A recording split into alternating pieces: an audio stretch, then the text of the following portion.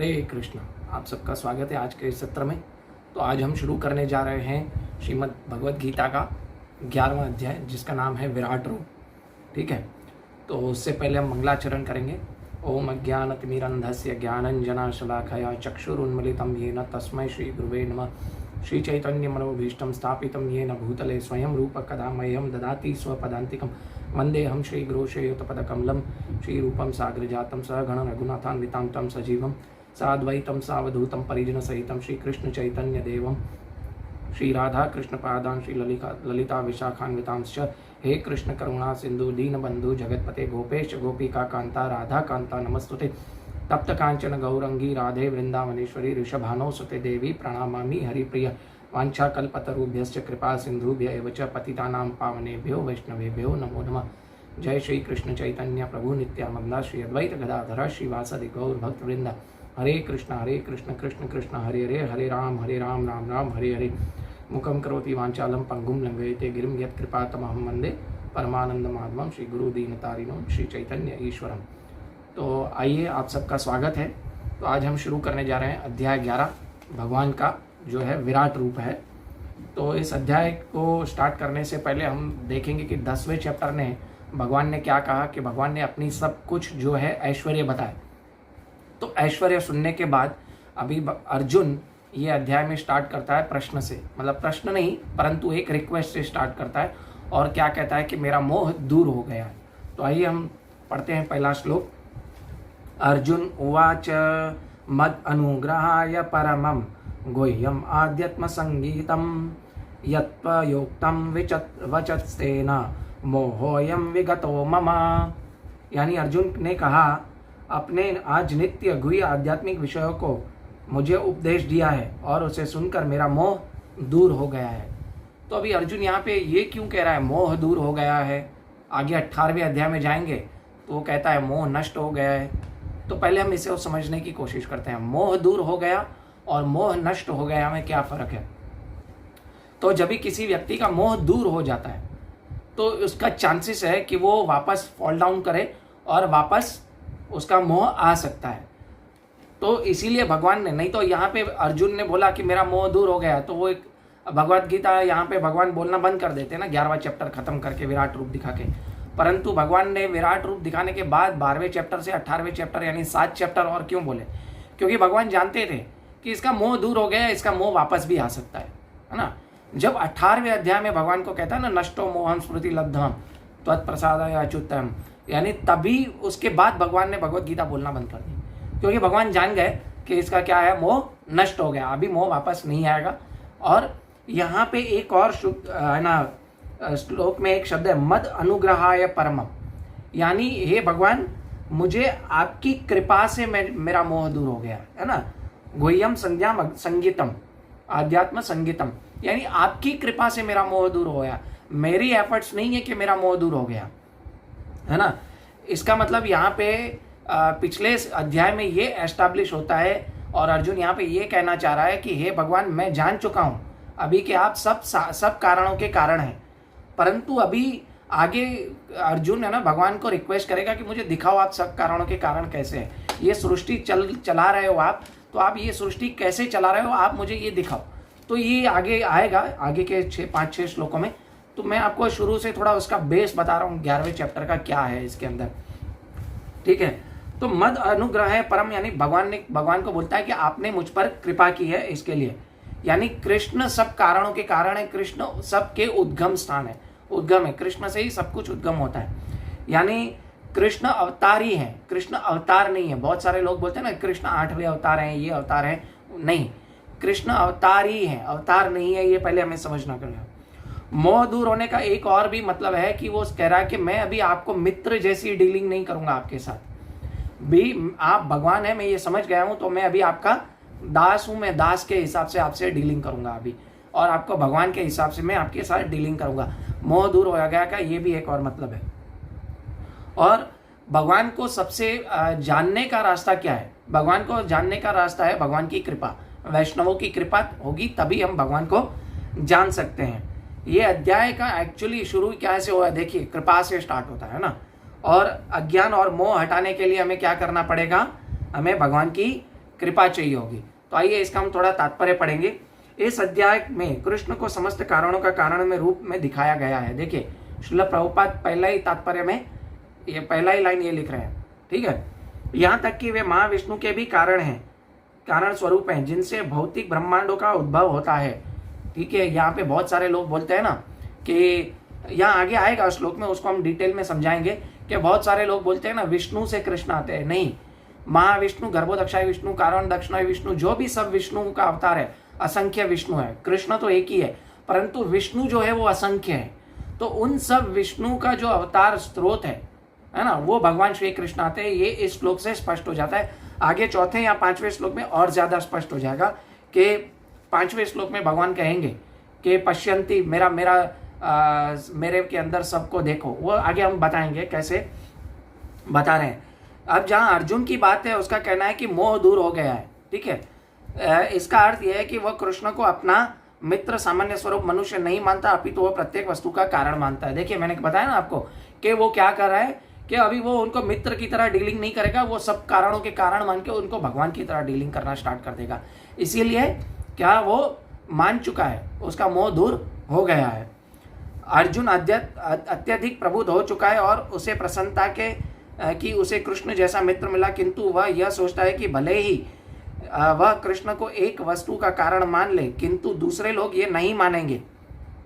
अभी ये बहुत लोग नहीं मानेंगे कृष्ण को सारे वस्तुओं का कारण, जैसे साइंटिस्ट हो गए, कवि लोग हो गए, ध्रुत लोग आएंगे। आगे वाले श्लोक में सब बताएगा अर्जुन, और भगवान श्री कृष्ण बताएंगे कैसे होगा। अर्जुन एक 11 चैप्टर के फर्स्ट 4 श्लोका में एक स्टैंडर्ड सेट कर रहा है। ठीक है, वो हमें समझने की कोशिश करनी है। वस्तुतः जब कोई अर्जुन की ही तरह कृष्ण के विराट रूप का दर्शन करता है तो वह डर जाता है, किंतु कृष्ण इतने दयालु है कि इस स्वरूप को दिखाने तुरंत बाद वह अपना मूल स्वरूप धारण कर देते हैं। इस श्लोक से, इस लाइन से क्या पता चलता है? जो विराट स्वरूप है वो भगवान का परमानेंट स्वरूप नहीं है। ठीक है, इसको हम, इसकी भी चर्चा आगे करेंगे, आएगा। तो हम एक लाइन को बता रहे हैं कि जो द्विभुज है भगवान श्री कृष्ण का श्याम सुंदर रूप, वो एक्चुअली परमानेंट स्वरूप है। भगवान के जो भक्त हैं वो भगवान के द्विभुज कृष्ण रूप की है ना क्या जो है पूजा करते हैं। ठीक है, भगवान भी यहाँ पे स्थापित कर रहे हैं ये कि मेरा द्विभुज रूप जो है, श्याम सुंदर रूप, वो ही मेरा ओरिजिनल स्वरूप है। बाकी विराट रूप जो है, नारायण स्वरूप है, ये स्पेशली विराट रूप जो है वो मेरा है ना नित्य स्वरूप नहीं है। उसको मैं दिखाता हूँ और समेट लेता हूँ। आगे भगवान बताएंगे ये चीज। अर्जुन कृष्ण के साथ इस कथन को बार बार स्वीकार करता है कि वे उसके लाभ के लिए ही सब कुछ बता रहे हैं। अतः अर्जुन इसे स्वीकार करता है कि सब कृष्ण की कृपा से घटित हो रहा है, और अब उसे पूरा विश्वास हो चुका है कि कृष्ण समस्त कारणों के कारण और परमात्मा के रूप में प्रत्येक जीव में हृदयमान है, वे हृदय में विद्यमान है ना। भगवान श्री कृष्ण 15वें अध्याय के 15वें श्लोक में क्या कहते हैं? सर्वस्य चाहम हृदय सन्निविष्टो, कि मैं सबके हृदय में परमात्मा स्वरूप स्थित हूँ। ठीक है, अर्जुन भी यही बता रहा है यहाँ पे, क्या सब कारणों के कारण है, मतलब सब सृष्टि भी आप चला रहे हैं, सब सृष्टि का उद्गम भी आप हैं। हमने 10वें अध्याय में देखा ना, निमित्त कारण भी जो है वो निमित्त कारण का पालन करता भी भगवान श्री कृष्ण है, ब्रह्मा जी के जैसे। ठीक है, अभी अगले श्लोक में क्या कह रहा है? भावप्ययो ही भूतानाम श्रुतो वितरशो मया ततः कमल पत्राक्ष मय्याम्य महामय अपि चाव्ययम। यानी क्या कह रहा है कि हे कमल नयन, मैंने आपके प्रत्येक जीव की उत्पत्ति तथा लय के विषय में विस्तार से सुना है और आपकी अक्षय महिमा का अनुभव किया है। देखिए, भगवान के बारे में जानना है तो यहाँ पे एक स्टैंडर्ड सिद्ध हो गया। क्या? भगवान के बारे में जानना है तो भगवान से ही सुनना होगा। अभी बहुत सारों को क्वेश्चन आएगा कि हम भगवान से कैसे सुने? भगवान से सुनना होगा हमें भगवत गीता पढ़ के।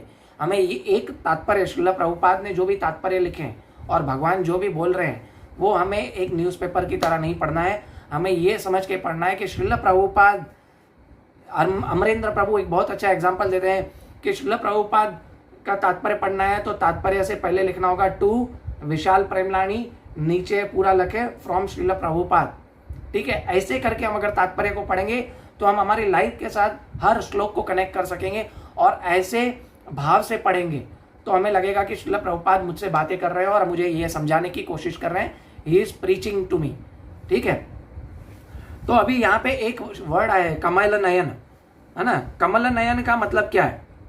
बहुत सारे लोग बोलेंगे कमल देखेंगे तो ऐसे ऐसे है, तो कमल के साथ भगवान के नयनों की कैसे कंपैरिजन की है।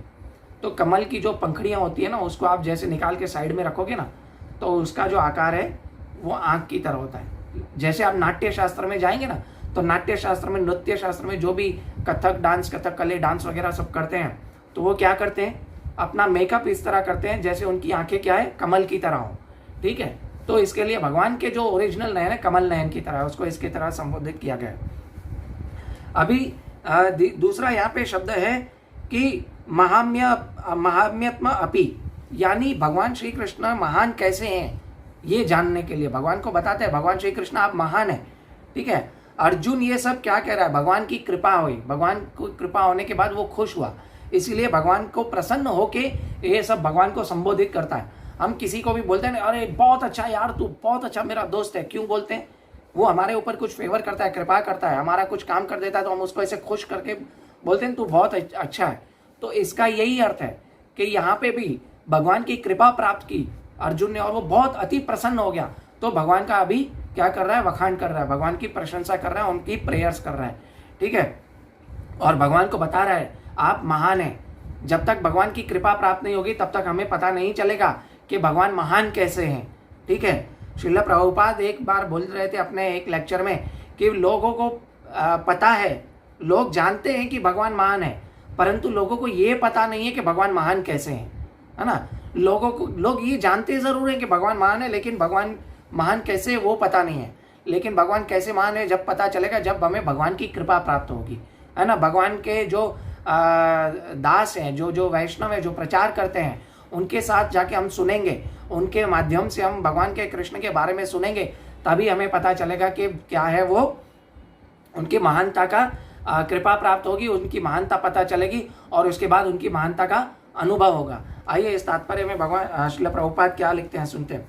अर्जुन यहाँ पर प्रसन्नता के मारा को कृष्ण को कमल नयन, यानी कृष्ण के नेत्र कमल के साथ फूल की पंखड़ियों जैसे दिखते कहकर संबोधित करता है। देखिए बोला ना, प्रसन्नता के मारे बोल रहा है, बिकॉज उसको कृपा मिल गई, भगवान श्री कृष्ण ने अर्जुन के ऊपर कृपा की, इसलिए वो प्रसन्न हो गया। तो प्रसन्नता के मारे वो क्या कर रहा है कि भगवान श्री कृष्ण को कह रहा है कमल नयन। ठीक है, क्योंकि उसे पिछले अध्याय में विश्वास दिलाया था कि अहम कृतनस्य जगत प्रभा प्रलयस्तता, मैं इस संपूर्ण भौतिक जगत का उत्पत्ति का प्रलय तथा कारण हूँ, प्रलय का कारण हूँ। उस अर्जुन इसके विषय में भगवान से विस्तार पूर्वक सुन चुका है ना। पिछले अध्याय, कुछ अध्याय में परम गुह्य ज्ञान बताया, 9वें अध्याय में, 10वें अध्याय में भगवान ने क्या कहा कि मेरे जो ऐश्वर्य है, भगवान ने अपने ऐश्वर्य बताए, तो ये सब सुन चुका है, आत्मज्ञान सुन चुका, कर्मयोग के बारे में सुन चुका, तो उसे पता चल गया कि सब उद्गमों के कारण जो है भगवान श्री कृष्ण है। तो वो प्रसन्न हो गया, भगवान की कृपा हो गई, इसलिए वो भगवान श्री कृष्ण को भगवान के रूप में जानता है और प्रसन्न होकर उनको कमल नयन बोल रहा है। अर्जुन को यह भी ज्ञात रहा कि समस्त उत्पत्ति तथा प्रलय के कारण होने के अतिरिक्त वे सबसे पृथक रहते हैं। पृथक यानी अलग रहते हैं, उसमें 3 गुणों के अंदर नहीं आते भगवान श्री कृष्ण। भगवान श्री कृष्ण जो है तीनों गुणों से ऊपर है, निर्गुण है। तो बहुत सारे लोग निर्गुण का अलग मतलब निकालते हैं, निर्गुण यानी भगवान में कोई गुण नहीं है, लोग ऐसा मतलब निकालते हैं। नहीं, निर्गुण का एक्चुअली मतलब है वो तीनों गुणों से ऊपर है, सतोगुण, रजोगुण और तमोगुण से ऊपर है, उसको कहते हैं निर्गुण। ठीक है, तो भी वे सर्वत्र स्वयं उपस्थित नहीं रहते। यह कृष्ण का अचिंत्य ऐश्वर्य है, जिसे अर्जुन स्वीकार करता है कि वह भली भांति उसने समझ लिया है। कृष्ण ये, अर्जुन ये समझ लिया कि वो कृष्ण जो है सब उद्गमों का कारण है और प्रलय का भी कारण भगवान श्री कृष्ण है, ये समझ गया। ठीक है, अभी एक एवं अभी तीसरे श्लोक में कहता है, हे पुरुषोत्तम, हे परमेश्वर, यद्यपि मैं आपके समक्ष आपके द्वारा वर्णित आपके वास्तविक रूप को देख रहा हूँ, किंतु मैं यह देखने का इच्छुक हूँ क्योंकि आप इस दृश्य जगह में किस तरह प्रविष्ट हैं। ठीक है, मैं आपके उसी रूप का दर्शन करना चाहता हूँ। अभी अर्जुन यहाँ पे रिक्वेस्ट कर रहा है भगवान से क्या कि मैं आपके विराट रूप का दर्शन करना चाहता हूँ। विराट रूप का मतलब, पहले तो यहाँ पे एक है ना आता है वर्ड कि मैं यद्यपि आपको मैं अपने समक्ष आपके द्वारा वर्णित आपके वास्तविक रूप में देख रहा हूँ। भगवान ने कहा था ना, मैं जो है, मेरा जो वास्तविक रूप है ये स्वयं श्याम सुंदर रूप है, द्विभुज वाला रूप है। तो भगवान को यहाँ पे बता रहा है, अर्जुन यहाँ पे और कंफर्म कर रहा है कि मैं आपके वास्तविक रूप को आपके सामने देख रहा हूं, द्विभुज वाला। इससे क्या सिद्धांत स्थापित होता है कि मैं आपको वास्तविक रूप में देखना चाहता हूं, परंतु फिर भी मैं आपको, है ना, आप मुझे कृपा के पात्र बनाए, मैं आपका ये भी रूप देखना चाहता हूं। कौन सा? विराट रूप। क्यों देखना चाहता हूं? कि मैं देखना चाहता हूं कि आप कह रहे हैं कि ये जगत जो प्रकृति है उसको आप चला रहे हैं, परंतु मैं देखना चाहता हूं कि आप इस प्रकृति को कैसे चला रहे हैं। यानी अर्जुन एक्चुअली देखा जाए तो यहाँ पे, है ना, खुद को इच्छा नहीं थी, लालसा नहीं थी, है ना, भोग की इच्छा नहीं थी कि मैं भगवान का ये विश्व रूप देखूं, परंतु उसे पता था कि फ्यूचर में ऐसे ध्रुत लोग, कुछ साइंटिस्ट लोग, कुछ ध्रुत लोग आएंगे, है ना, बाबा लोग, पाखंडी बाबा लोग अपने आप को भगवान कहेंगे। तो यहाँ पे वो एक, है ना, स्टैंडर्ड स्थापित कर रहा है कि कोई भी आके फ्यूचर में ऐसा कहेगा कि मैं भगवान हूँ, तो उसको आप कहें कि आप अपना विराट रूप दिखाएं, तभी मैं मानूंगा कि आप भगवान हो। ठीक है, तो यहाँ पे अर्जुन एक स्टैंडर्ड सेट कर रहा है। ठीक है, तो हमें इससे समझना होगा। और भगवान को यहाँ पे पुरुषोत्तम क्यों कहा है? भगवान को यहाँ पे पुरुषोत्तम इसलिए कहा है क्योंकि हृदय में स्थित है ना भगवान, तो भगवान को हृदय में स्थित है तो उसे परमात्मा बोलना चाहिए ना, उसको पुरुषोत्तम क्यों बोला भगवान को? तो भगवान को पुरुषोत्तम इसलिए बोला है कि भगवान सब पुरुषों में उत्तम है। हमारी आत्मा, हम भी पुरुष हैं, परंतु पुरुषों में उत्तम क्या है? भगवान श्री कृष्ण है ना, इसीलिए उनको पुरुषोत्तम परमात्मा है ना। और आत्मा जो भौतिक संसार में आत्मा है उसे पुरुष कहा जाता है ना, जैसे आपको सबको पुरुष कहा जाता है। पुरुष मतलब भोग करने वाला, हम लोग भौतिक संसार का भोग करने वाले हैं, परंतु हमारे साथ एक और पुरुष है जिसको क्या कहा जाता है कि जो परमात्मा है उसे पुरुषोत्तम कहा जाता है, इसीलिए उसको, है ना, कहा है। फिर एक वर्ड आता है एवं एतत् यथा अतः, यानी मतलब जो भगवान को सामने देख रहा है और भगवान के विराट रूप को देखने का इच्छुक नहीं है, यहाँ पे भगवान श्री कृष्ण के विराट रूप देखने का इच्छुक नहीं है, परंतु फिर भी वो कह रहा है कि मैं विराट रूप आपका देखना चाहता हूँ, क्योंकि आजकल के जो ध्रुत लोग आएंगे अपने आप को भगवान बोलेंगे, तो उनके सामने एक कंडीशन रखी जाएगी कि आप अपना विराट रूप दिखाओ तो मैं मानूंगा कि आप भगवान हैं। और भगवान ब्रह्मांड में कैसे प्रवेश करते हैं और कैसे ब्रह्मांड चला रहे हैं वो भी ये जानना चाहता था, इसीलिए भगवान श्री कृष्ण को देखना चाहता था। यानी भगवान तो उसके सामने खुद के रियल फॉर्म में खड़े हैं, द्विभुज रूप में। यानी भगवान का जो रियल रूप है वो चतुर्भुज भी नहीं है और ना ही विराट रूप है, वो तो भगवान श्री कृष्ण ने अर्जुन की एक रिक्वेस्ट पे, एक इच्छा, अर्जुन की एक रिक्वेस्ट पे क्या किया कि उसको दिखाया और फिर समेट लिया। यानी आप देखें जो है विराट रूप जो है वो अस्थाई है, यानी वो नित्य नहीं है, परंतु जो भगवान श्री कृष्ण का द्विभुज रूप है वो नित्य है। और वो दूसरों के लिए देखना चाहता था क्या, ताकि लोगों को समझ में आए कि भगवान जो है वो श्री कृष्ण भगवान है और कोई नहीं है, अवतारी नहीं है, वो अवतार नहीं है, अवतारी है। और है ना, दूसरा ये है कि मतलब भगवान को देखने के लिए हमें क्या करना चाहिए कि हमें भगवान के जो है प्रेमा भक्ति में लगना चाहिए। आगे आएगा, इससे पहले हम इसलिए इस श्लोक का तात्पर्य पढ़ेंगे, तीसरे श्लोक का।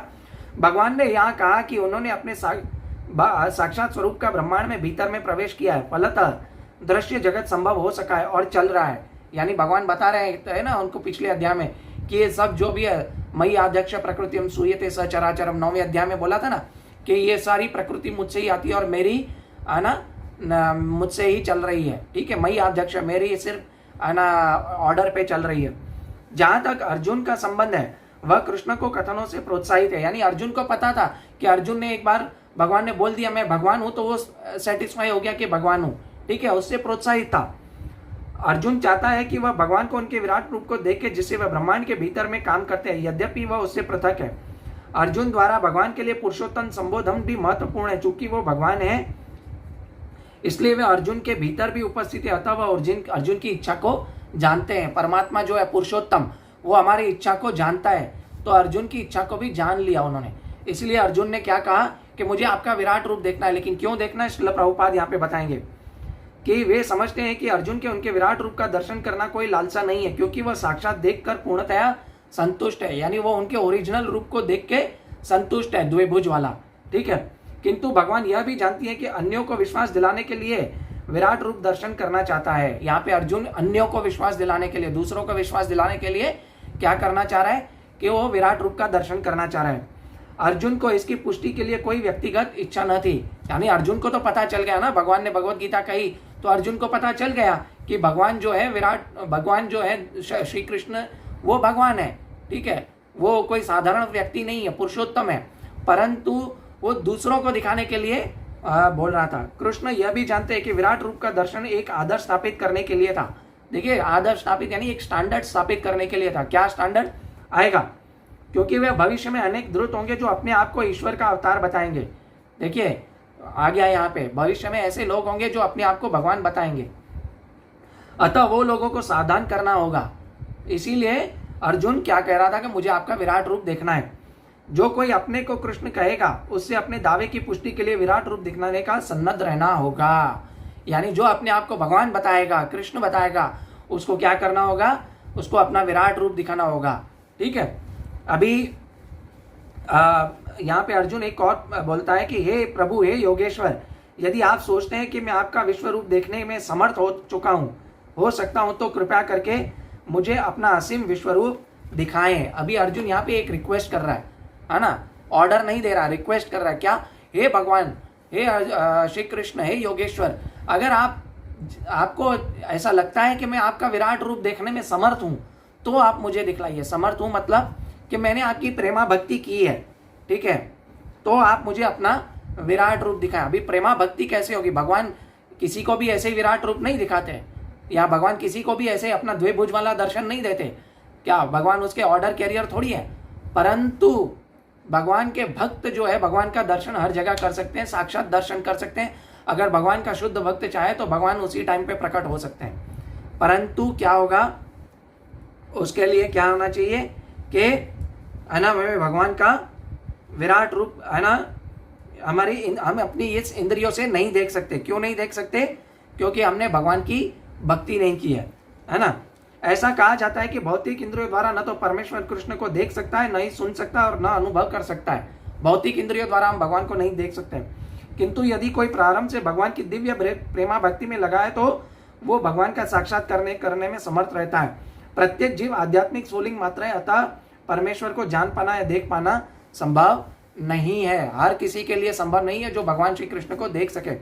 यहाँ पर योगेश्वर शब्द अत्यंत सार्थक है, क्योंकि भगवान के पास अचिंत्य शक्ति है। भगवान ने क्या किया? अपनी अचिंत्य शक्ति से विराट रूप दिखाया और फिर उसे समेट लिया। तो भगवान के पास क्या है? अचिंत्य शक्ति है ना। इसीलिए भगवान को योगेश्वर कहा गया। अचिंत्य का दूसरा अर्थ है कि वो अपनी कभी पोजीशन से नीचे नहीं गिरते हैं, अच्युत। और अचिंत्य यानी अनलिमिटेड शक्ति, और अच्युत यानी भगवान हमेशा भगवान रहते हैं, चाहे वो 3 साल के हो, 3 महीने के हो, 3 दिन के हो, या 30 वर्ष के हो, या 125 वर्ष के थे, जब तक इस धरती पे थे वो हमेशा भगवान ही है। ठीक है, तो वो अच्युत है, भगवान हमेशा भगवान रहते हैं, वो कभी नीचे नहीं गिर सकते। ठीक है, अभी पांचवा श्लोक है। भगवान कहते हैं कि श्री भगवान उवाच पश्यम में पार्थ रूपाणि शतोशत सहस्त्रश नाना विधानि दिव्यानि नाना वर्णाकृतिनि च। यानी भगवान यहाँ क्या कह रहे हैं कि भगवान ने कहा, हे अर्जुन, हे पार्थ, अब तुम मेरे ऐश्वर्य को सैकड़ों हजार प्रकार के देवी तथा विविध रंगों वाले रूपों को देखो। यानी भगवान यहाँ क्या कह रहे हैं? पहले तो है ना, भगवान यहाँ कह रहे हैं कि है ना, कि मेरे इस विविध रूपों को देखो। इस विविध रूपों को देखो का मतलब क्या है कि पहले तो है ना, भौतिक इंद्रियों से हम भगवान को देख नहीं सकते, ना सुन सकते हैं। तो अभी हम क्या कर रहे हैं? हम भगवान के बारे में ही तो सुन रहे हैं। तो अभी हम क्या कर रहे हैं? हम एक्चुअली भगवान की भक्ति कर रहे हैं, तो हमारी इंद्रियां क्या है? दिव्य बन जाती हैं। हम भगवान के बारे में सुनते हैं, भगवान की भक्ति करते हैं, भगवान का भोग लगा के खाते हैं, भगवान का नाम जप करते हैं, तो हमारी इंद्रियां क्या हो जाती है? दिव्य बन जाती है। और दिव्य मतलब कभी कैसे बनती है? भगवान की सेवा करके। जब भी हम भगवान की भक्ति सेवा करते हैं तो हमारी इंद्रियां दिव्य बन जाती हैं। तो इसी तरह हम भगवान के बारे में देख और सुन सकते हैं, अदरवाइज हम भगवान के बारे में देख और सुन नहीं सकते। ठीक है, आध्यात्मिक सेवा का मतलब है भगवान की सेवा, भगवान के बारे में सुनना, भगवान के बारे में समझना।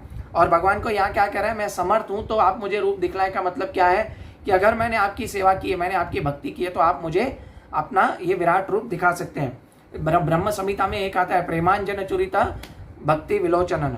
यानी मैंने आपकी प्रेमांजन चुरिता, यानी प्रेम का अंजन अगर मैंने अपनी आंखों में लगाया है तो अगर मैंने आपकी भक्ति की है वो ही भगवान श्री कृष्ण को देख और सुन सकता है। ठीक है, अभी 5वें श्लोक में क्या कहता है कि हे पार्थ, अब तुम मेरे ऐश्वर्य को देखो, सैकड़ों हजारों प्रकार के दैवी तथा विधि रंगों वाले रूपों को देखो। अभी भगवान यहाँ पे एक बता रहे हैं कि यहाँ पर भगवान क्या सिखा रहे हैं कि आपका विराट रूप अन्य रूपों की तरह वैकुंठ लोकों में नहीं है, वो सिर्फ यही है और वो सीमित है। मैं आप तुझे दिखा के समेट लूंगा, इसका कोई स्थान नहीं है।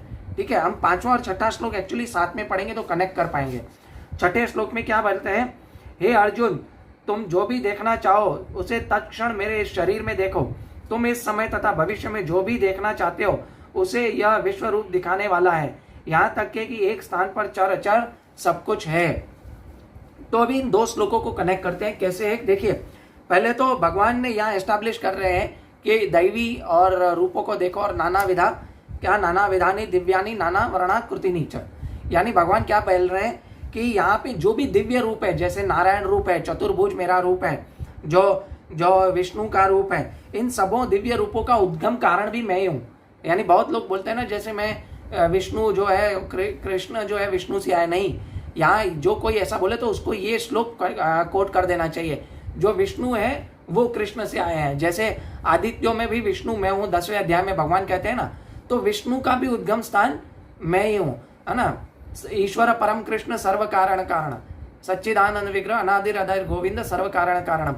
यानी ब्रह्म संहिता में भी भगवान कह रहे हैं, ब्रह्मा जी क्या कह रहे हैं कि ईश्वर परम कृष्ण, परम ईश्वर तो कृष्ण ही है, यानी सब के अवतार ही भगवान श्री कृष्ण है, बाकी सब उनके अवतार हैं।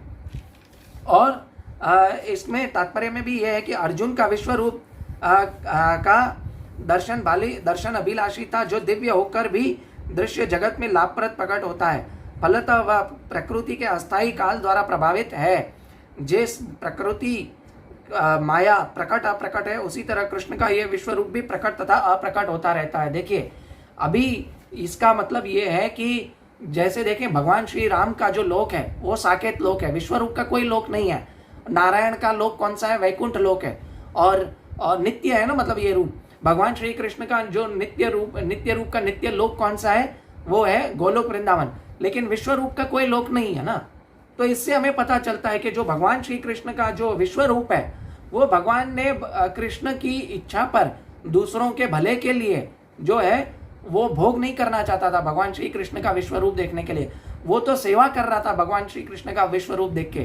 कैसे, वो दूसरों को दिखा रहा था कि भगवान श्री कृष्ण का जो भगवान श्री कृष्ण आके जो कोई अपने आप को भगवान बोलेगा, तो उसको ये स्टैंडर्ड फिक्स कर दिया कि क्या है कि वो जो है जो कोई भी अपने को भगवान बोलेगा तो उसको आप विश्व रूप दिखाने का आप प्रस्ताव रख सकते हैं सामने। अगर वो विश्व रूप नहीं दिखाना तो वो भगवान नहीं है। तो ये कर भी, विश्व रूप देखकर भी वो भगवान की सेवा कर रहा था। ठीक है, तो विराट रूप जो है भगवान ने दिखाया और समेट लिया। जैसे हम मूवी देखने जाते हैं, ठीक है, भगवान 3D मूवी देखने जाते हैं तो क्या करते हैं, थोड़ी देर के लिए चश्मा लेते हैं और मूवी खत्म होती है, वापस थिएटर वाले को चश्मा वापस कर देते हैं। तो उसी तरह भगवान ने क्या किया, उसको दिव्य दृष्टि प्रदान की और क्या किया, वापस वो दिव्य दृष्टि ले ली। वो दिव्य दृष्टि के ऊपर अगले श्लोक में हम आएंगे क्या है। लेकिन भगवान श्री कृष्ण के विराट रूप में जो है अर्जुन रुचि नहीं दिखा रहा था। ठीक है, इसलिए यहाँ पे कहा जाता है कि जो भक्त है वो भक्त भगवान के द्विभुज रूप की जो है पूजा करते हैं, ना कि विराट रूप की पूजा करते हैं। लेकिन है ना, जो आर्य समाजी हैं वो भगवान के विराट रूप की पूजा करते हैं कि जो अनित्य है। ठीक है, तो उनको समझाना बहुत मुश्किल है। लेकिन आर्य समाजी अगर आपसे कोई बहस करता है तो आप उसको ये श्लोक कोट करके उसको बता सकते हो कि जो भगवान का जो नित्य रूप है वो द्विभुज श्याम सुंदर वाला रूप है। और अगले तात्पर्य में क्या कह रहे हैं, भगवान श्री कृष्ण कह रहे हैं कि हे भारत, लो तुम आदित्यो वसुओ रुद्रो, आदित्यो भाई आ गया ना, देखिए आदित्यो मतलब भगवान विष्णु, वसुओ रुद्रो अश्विनी कुमारों तथा अन्य देवताओं के विभिन्न रूपों में यहाँ देखो। ऐसे अनेक आश्चर्यजनक रूपों को देखो जिन्हें पहले न किसी ने देखा था न कभी सुना है। यानी ऐसा रूप देखने का मतलब है कि जैसे मैंने बताया ना, बहुत लोग आर्य समाजी बोलेंगे ऐसा रूप न किसी ने देखा है न सुना है। इसका मतलब यही मैंने बताया ना कि ऐसा रूप देखा ना सुना है का मतलब कि ऐसा रूप अस्थाई है, किसी ने देखा नहीं है, लेकिन श्री कृष्ण का रूप किसने देखा है? सभी ने देखा है। भगवान श्री कृष्ण का रूप ब्रजवासियों ने भी देखा, हस्तिनापुर वासियों ने भी देखा, मथुरा वासियों ने भी देखा, सब लोगों ने भगवान श्री कृष्ण का द्विभुज रूप देखा। लेकिन आर्य समाजी इसको उल्टा लेते हैं, वो कहते हैं ना देखा ना सुना है, मतलब ऐसा रूप है ना, ऐसे रूप की पूजा करनी चाहिए। लेकिन भगवान यहाँ पे बता रहे हैं कि ऐसा रूप ना देखा ना सुनने का मतलब है कि ऐसा रूप मेरा कोई नित्य रूप नहीं है, इसको मैं दिखा के भक्त की इच्छा पे, अर्जुन की इच्छा पे वो दिखाता हूँ और फिर समेट लेता हूँ। ठीक है, ऐसा रूप मेरा नित्य नहीं है। तो भगवान के जो शुद्ध भक्त हैं वो भगवान के विराट रूप की पूजा नहीं करते हैं। ठीक है, अभी 7वें श्लोक पढ़ेंगे कि हे अर्जुन, तुम जो भी देखना चाहो उसे तत्क्षण मेरे इस शरीर में देखो। तुम इस समय तथा भविष्य में जो भी देखना चाहते हो उसको यह विश्व रूप दिखाने के वाला है। यहाँ तक कि एक ही स्थान पर चर तथा अचर सब कुछ है। अभी भगवान श्री कृष्ण यहाँ पे बता रहे हैं कि भगवान की कृपा से भक्त सर्वज्ञ हो जाता है। भक्त सर्वज्ञ क्या हो जाता है? मतलब भगवान की जब इस कृपा हो जाती है तो भक्त को सर्वज्ञ हो जाता है, नहीं भक्त को सब पारदर्शी दिखने लगता है, ट्रांसपेरेंट हो जाता है, सब कुछ दिखने लगता है। क्या? उसको भूत भविष्य और वर्तमान सब कुछ उसको ट्रांसपेरेंट दिखता है। वो लॉन्ग टर्म का सोचता है कि मेरा इस जन्म के बाद क्या होगा, तो वो अपने इस मनुष्य देह को बराबर इस्तेमाल करता है भगवान की शक्ति के, भगवान की भक्ति के लिए। ठीक है, जैसे आप भीष्म पितामह देखें, उनको भगवान के शुद्ध भक्त हैं, 12 महाजनों में से एक है, तो उनका क्या पहले का भी जन्म सब कुछ याद थे। जैसे भरत महाराज उनको पहले का जन्म याद था और ये जन्म का भी सब कुछ याद था, तो उनको अपने मनुष्य देह का कैसे उपयोग करना है उसको पता था। ठीक है, तो इसी तरह वो भगवान का जो भक्त है वो सर्वज्ञ हो जाता है, मतलब त्रिकालदर्शी हो जाता है। ठीक है, प्रोवाइडेड वो भगवान का शुद्ध भक्त होना चाहिए, ना कि मेरी तरह मिश्रित भक्त, कर्म मिश्रित या ज्ञान मिश्रित भक्त। ठीक है, कोई भी व्यक्ति एक स्थान में बैठे बैठे सारा विश्व नहीं देख सकता। यहाँ तक कि बड़े से बड़े वैज्ञानिक भी यह नहीं देख सकते कि ब्रह्मांड के अन्य भागों में क्या हो रहा है। ठीक है, लेकिन किंतु अर्जुन जैसा भक्त यह देख सकता है कि सारी वस्तुएं जगत में कहाँ कहाँ स्थित है। अभी इससे एक क्वेश्चन आता है कि भक्त कैसे देख सकता है?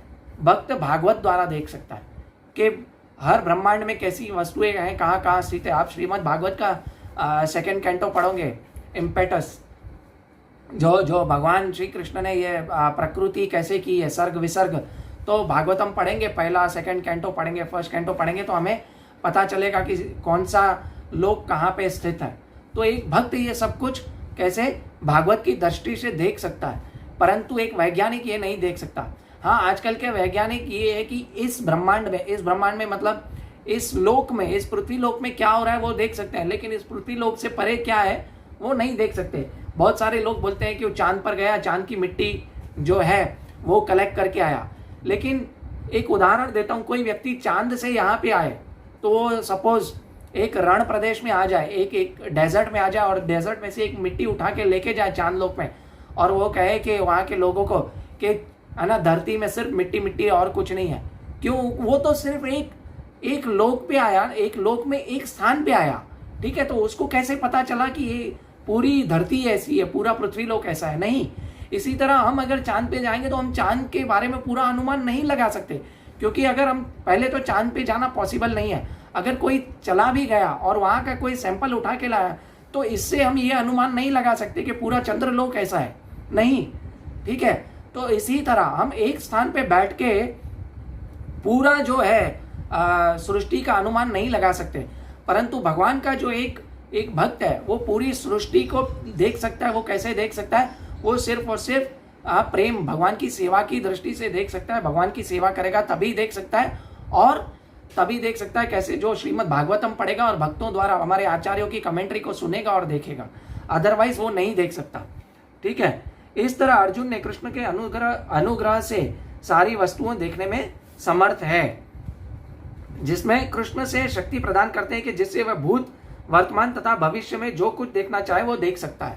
ठीक है, अगर भगवान कृष्ण की कृपा होगी तो। अभी आखिरी श्लोक है आज का, उसको थोड़ा हम समझेंगे फटाफट कि न तुम मां शक्य से दृष्टमेनैव स्वचक्षुषा दिव्यम ददामि ते चक्षु पश्यमे योगम ऐश्वर्यम। यानी अभी यहाँ पे क्या है, किंतु तुम मुझे अपनी इन आंखों से नहीं देख सकते, अतः मैं तुम्हें दिव्य आंखों दे रहा हूं, अब मेरे योग ऐश्वर्य को देखो।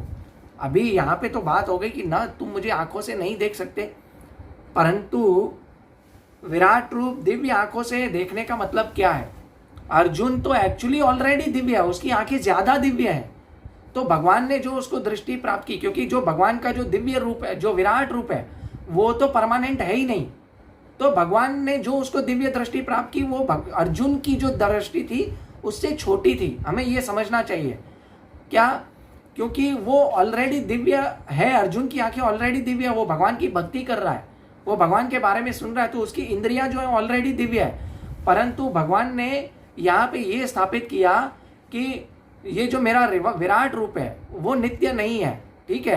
तो ये जो मेरा विराट रूप है वो नित्य नहीं है, इसलिए आपको वो अपनी बड़ी दिव्य आंखों की जरूरत नहीं है, उससे छोटी दिव्य आंखें भी चल जाएंगी देखने के लिए। तो यहाँ पे आर्य समाजी एक और आर्ग्यूमेंट देखते हैं कि भगवान को देखने के लिए, विराट रूप देखने के लिए दिव्य चाहिए, लेकिन उन्हें ये पता नहीं होता है कि भगवान का जो विराट रूप है वो नित्य नहीं है। वो तो भगवान दिखाते हैं कि भक्त की रिक्वेस्ट पे और फिर समेट लेते हैं। और अर्जुन तो ऑलरेडी भगवान का जो एक्चुअल दिव्य रूप है, क्या जो दो भुज वाला रूप है, श्याम सुंदर कृष्ण रूप, वो देख रहा था, है ना? तो उसको दिव्य दृष्टि की जरूरत क्या थी? तो वो जो भगवान ने उसको जो दिव्य दृष्टि दी वो अर्जुन की दिव्य दृष्टि से छोटी थी, और अर्जुन की जो दिव्य दृष्टि थी वो हायर है ना? भगवान उसे कोई हायर वस्तु नहीं दे रहे थे। हमें ये समझना पड़ेगा, इसका तात्पर्य पढ़ेंगे तो पता चल जाएगा। जैसे हम मूवी देखने जाते हैं 3D मूवी, तो हम चश्मा लेते हैं, और जब भी हमारा पर्पस खत्म हो जाता है मूवी देखने का, तो हम 3D मूवी का चश्मा हम थिएटर वाले को वापस कर देते हैं। तो इसी तरह उसका पर्पस खत्म हो गया कि दूसरों को जो स्टैंडर्ड स्थापित किया कि दूसरों भक्तों को दिखाने के लिए कि भविष्य में कुछ ऐसा होगा कि बहुत लोग आएंगे और अपने आप को भगवान कहेंगे, तो उस पर्पस वो उसका खत्म हो गया पर्पस। तो उसने भगवान ने इससे क्या की, वो दिव्य दृष्टियां वापस ले ली। अगर भगवान अर्जुन खुद इस दिव्य भगवान का विराट रूप देखने का इच्छुक होता, ठीक है, तो भगवान उसको वो 24 घंटे वो दिव्य दृष्टि प्रदान कर देते ना। नहीं की ऐसा, क्यों नहीं किया? क्योंकि वो इच्छुक नहीं था, क्योंकि भगवान का जो विराट रूप है वो परमानेंट नहीं है, ठीक है? तो इससे हमें समझना चाहिए, भगवान का जो शुद्ध भक्त है वो भगवान के विराट रूप का जो है वो पूजा कभी नहीं करता, वो भगवान के द्विभुज श्याम सुंदर रूप की पूजा करता है ना? और इसीलिए भगवान ने उसको क्या 24 घंटे वो दिव्य दृष्टि नहीं दी।